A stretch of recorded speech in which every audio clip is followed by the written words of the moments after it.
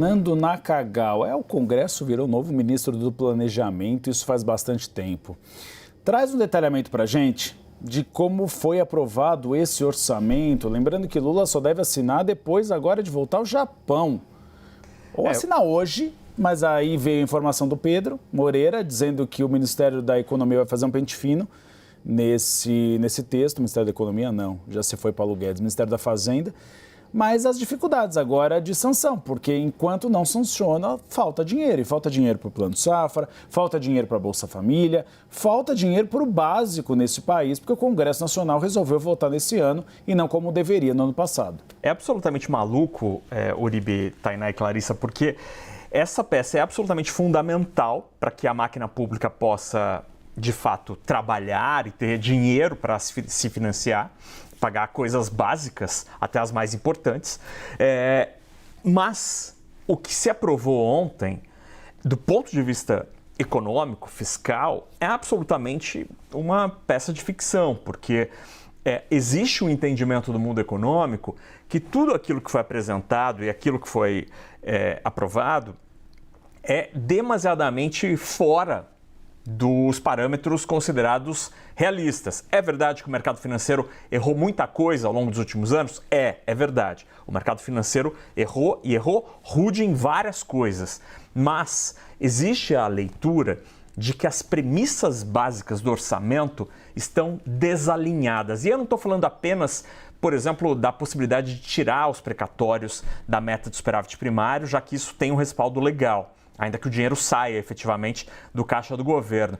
Não, a gente está falando de algo mais filosófico quase, que é o seguinte: o governo conta com mais receitas do que todo mundo acha que de fato elas vão entrar e subestima as despesas, ou seja, as despesas tendem a ser muito maiores do que aquelas previstas no orçamento. Além disso, a maneira com que o orçamento foi costurada e aprovado mostra muito como o Executivo e o Legislativo estão, de fato, na mesma página. Eles estão concordando com tudo isso. E, obviamente, as emendas que a Clarissa muito bem lembrou e explicou e colocou em contexto explicam boa parte disso, porque o Congresso tem muito interesse nesta peça orçamentária. E ela mostra muito claramente quais são as prioridades, não da República, de Brasília, do Executivo e do Congresso. A gente separou alguns números para entender o que foi aprovado. Então a gente tem a expectativa, a promessa de um superávit, ou seja, termina o ano sobrando 15 bilhões de reais no caixa. Os economistas acham que essa conta está absolutamente otimista demais, prevêem 40, 50 bilhões de rombo, ou seja, negativa. Tem um corte de quase 8 bilhões no Bolsa Família. É verdade que parte desse dinheiro é para pagar o auxílio gás, né, que são mais de 3 bilhões de reais.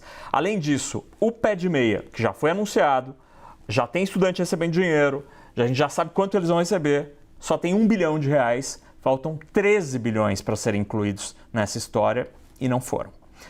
Além disso, várias contas, despesas como BPC, seguro-desemprego, abono salarial tiveram aumentos na sua previsão orçamentária, porque estavam subestimados.